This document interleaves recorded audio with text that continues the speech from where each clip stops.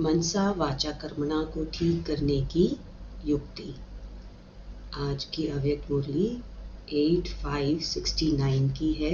अव्यक्त बाप दादा आज बाप खास एक विशेष कार्य के लिए आए हैं। यहाँ जो भी सभी बैठे हैं वह सभी अपने को निश्चय बुद्धि समझते हैं। नंबरवार है, भले नंबरवार है लेकिन निश्चय बुद्धि है। निश्चय बुद्धि का टाइटल दे सकते हैं। निश्चय में नंबर होते हैं व पुरुषार्थ में नंबर होते हैं। प्रश्न पूछा है कि बाबा क्या हमें टाइटल दे सकते हैं निश्चय बुद्धि, क्या इसमें नंबर होते हैं? निश्चय में कभी परसेंटेज नहीं होती, ना निश्चय में नंबर होते हैं। पुरुषार्थ की स्टेज में नंबर हो सकते हैं, निश्चय बुद्धि में नंबर नहीं होते हैं। वो तो है निश्चय व संशय।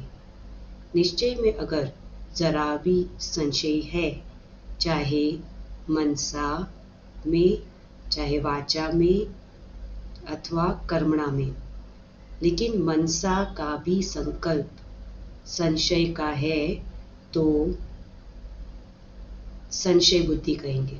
ऐसे निश्चय बुद्धि सभी है। निश्चय बुद्धि की मुख्य परख कौन सी है? परखने की कोई मुख्य बात है? आपके सामने कोई नया आए, उनकी हिस्ट्री आदि आपने सुनी नहीं है, उनको कैसे परख सकेंगे? वाइब्रेशन आएगा। कौन सा वाइब्रेशन आवेगा जिससे फर्क होगी? अभी यह प्रैक्टिस करनी है, क्योंकि वर्तमान समय बहुत प्रजा बढ़ती रहेगी तो प्रजा और नज़दीक वाले को परखने के लिए बहुत प्रैक्टिस चाहिए।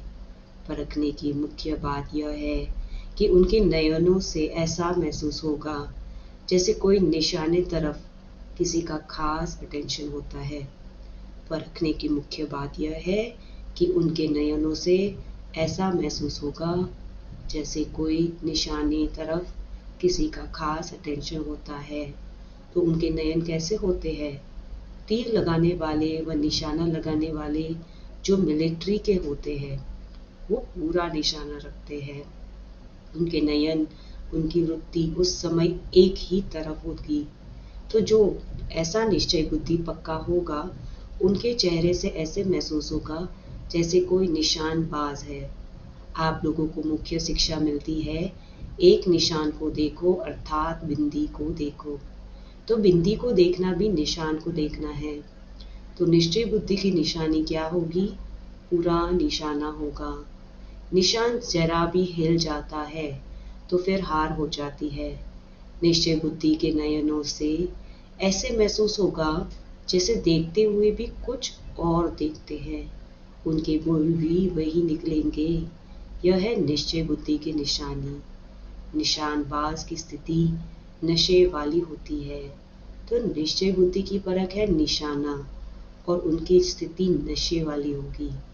यह प्रैक्टिस अभी करो, फिर जज करो हमारी परख ठीक है व नहीं। फिर प्रैक्टिस करते करते परख यथार्थ हो जाएगी। दृष्टि से सृष्टि कहा जाता है ना, तो आप उनकी दृष्टि से पूरी सृष्टि को जान सकते हो। तो आप अपनी दृष्टि से पूरी सृष्टि को जान सकते हो। मनसा वाचा कर्मणा तीनों को ठीक करने के लिए सिर्फ 3 अक्षर याद रहे। वह 3 अक्षर कौन से हैं? यह 3 अक्षर जो रोज मुरली में आते हैं। मनसा के लिए निराकारी, वाचा के लिए निरंकारी, कर्मणा के लिए निर्विकारी। देवताओं का सबूत वाचा और कर्मणा का यही है ना। तो निराकारी, निरंकारी और निर्विकारी यह तीनों बातें अगर याद रखी तो मनसा वाचा कर्मणा तीनों ही बहुत अच्छे रहेंगे। जितना निराकारी स्थिति में रहेंगे उतना ही निरंकारी और निर्विकारी भी रहेंगे। विकार की कोई बदबू नहीं रहेगी। यह है मुख्य पुरुषार्थ। यह 3 बातें याद रखने से क्या बन जाएंगे?